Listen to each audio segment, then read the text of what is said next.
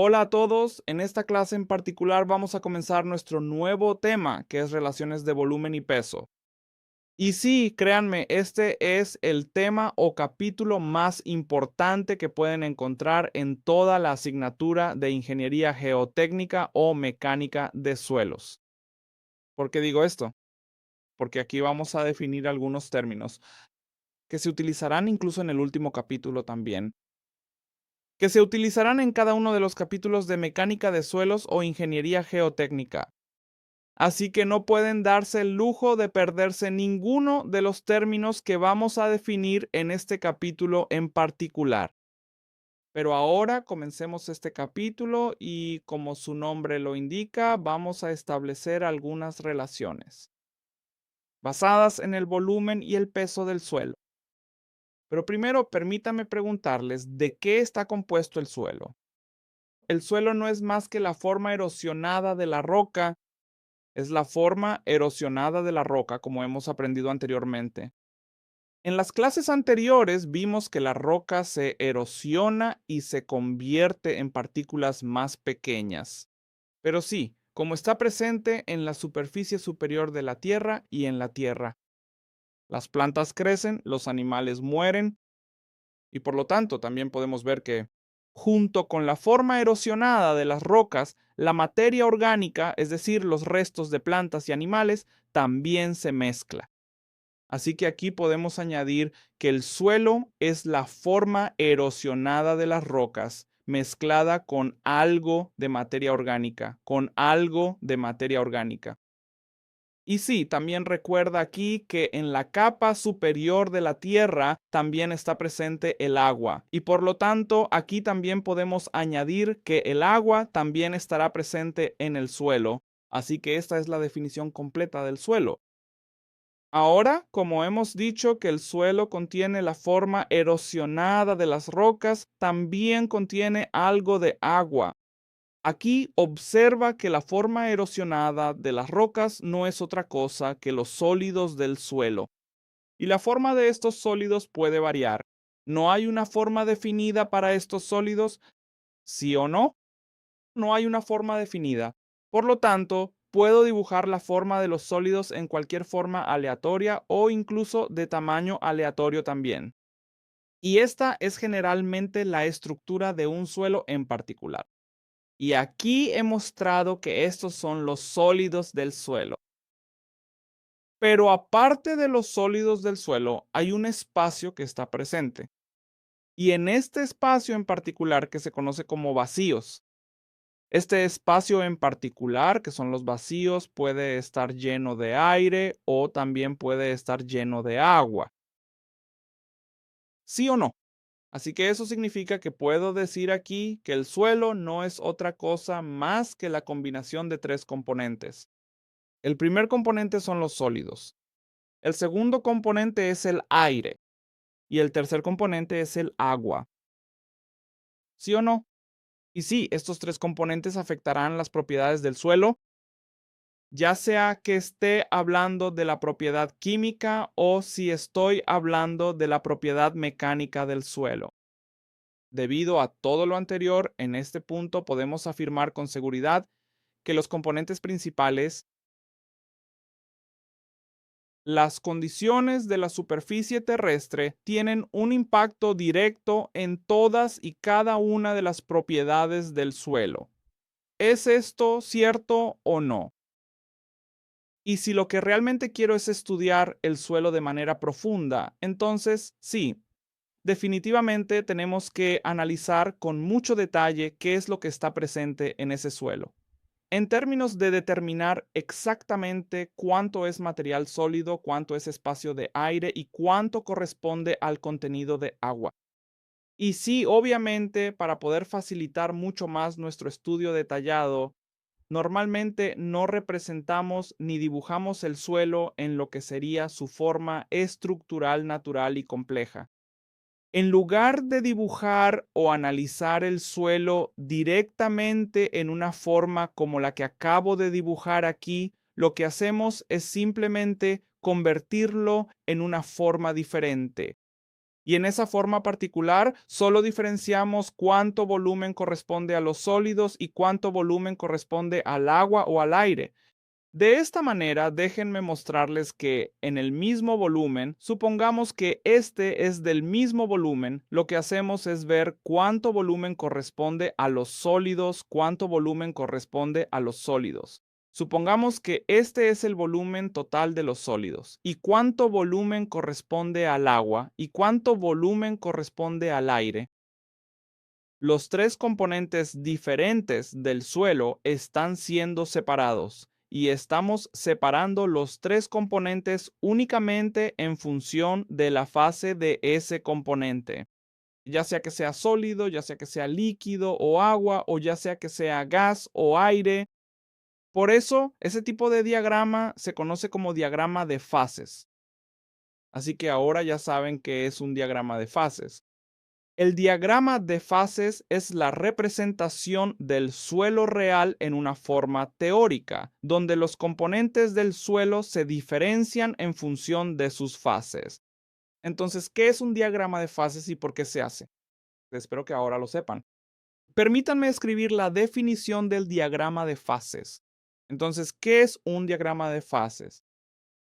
El diagrama de fases del suelo no es otra cosa que una representación gráfica y detallada de sus componentes, es decir, es la representación fiel del suelo real en su estado natural. En este proceso vamos a representar detalladamente cada uno de los componentes del suelo. Representar los componentes del suelo en función de sus fases físicas específicas, sobre la base de su composición interna y la distribución de los elementos sólidos, líquidos y gaseosos que lo conforman de manera integral en la naturaleza. Fases. Bien. Este es su diagrama de fases. Ahora hablemos más sobre el diagrama de fases. Permítame dibujar de nuevo el diagrama de fases. Aquí he mencionado que hay un total de 3 fases. La primera fase fue la de los sólidos, la segunda fase la del agua y la tercera fase la del aire. Y sí, si quiero representar el volumen total, aquí simplemente podemos decir que este es el volumen de aire, que se representa como VA. El volumen de agua se representa como BB y el volumen de sólidos se representa como BS. De la misma manera, también podemos mencionar o simplemente designar que el peso de los sólidos se representa como WS, mientras que el peso del agua se representa como WW y el peso del aire se representa como WA.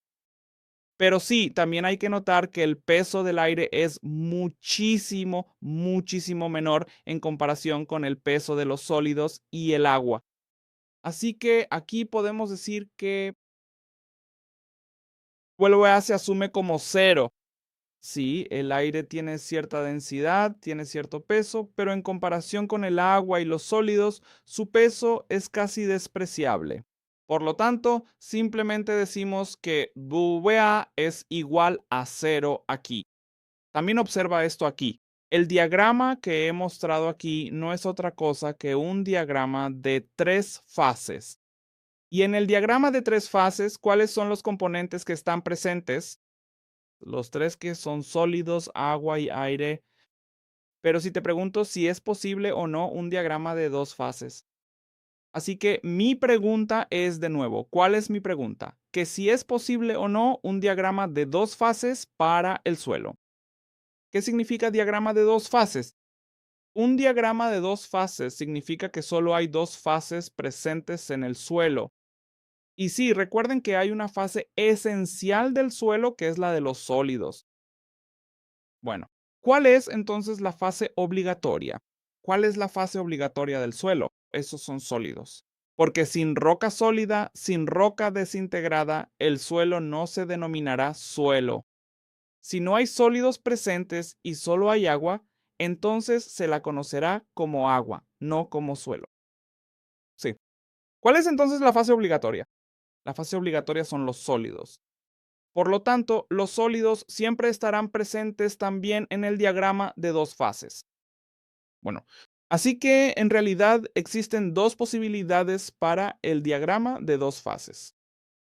La primera posibilidad es que junto con los sólidos solo esté presente el agua. Otra posibilidad es que junto con los sólidos solo esté presente el aire. Ahora bien, si digo que solo hay agua presente, además de los sólidos, eso significa que todos los huecos están llenos de agua. Y a esa forma particular de suelo se le conoce como suelo saturado. A ese tipo de suelo se le llama suelo saturado.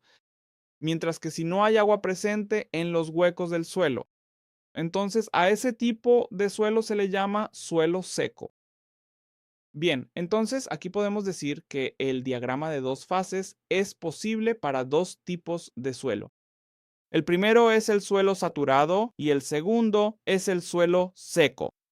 Bien, ¿qué es el suelo saturado?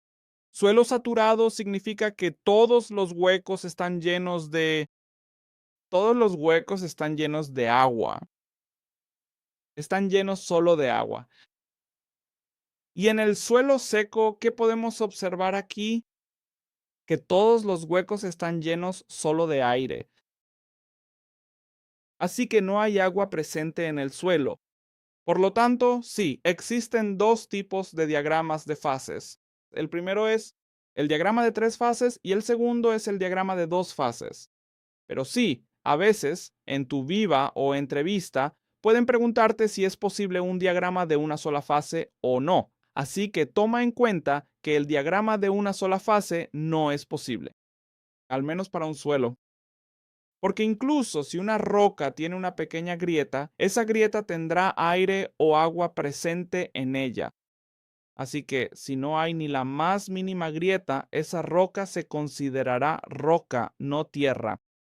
Así pues, en este punto exacto, aquí podemos observar claramente que no resulta posible elaborar un diagrama de fases para el suelo.